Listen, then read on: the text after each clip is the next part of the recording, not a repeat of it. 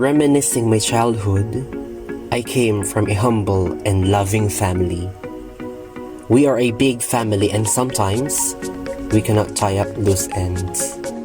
Despite the challenges my family faced, we remained strong. I used this as my drive to strive towards my goal of becoming a successful educator.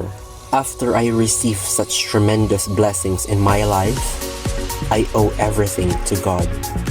Without Him, I won't be able to handle all the struggles I've been through.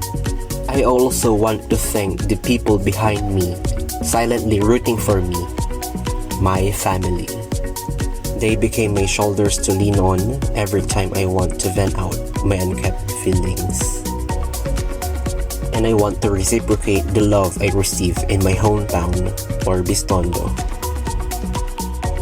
The municipality was named after General Juan Antonio de Orbistondo y Eguía, the Spanish Governor General of the Philippines from 1850 to 1853, who was also known as the conqueror of the Muslims in Jolo.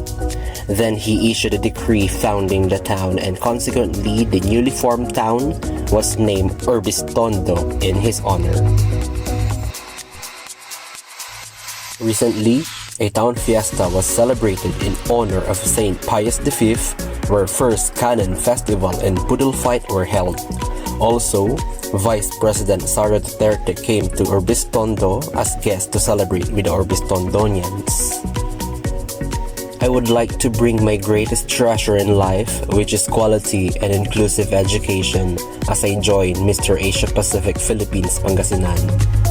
I want to remind my kababayan that they can do whatever they put their minds to. To value education should be their optimum objective in life. Education is your stepping stone to reach your dreams.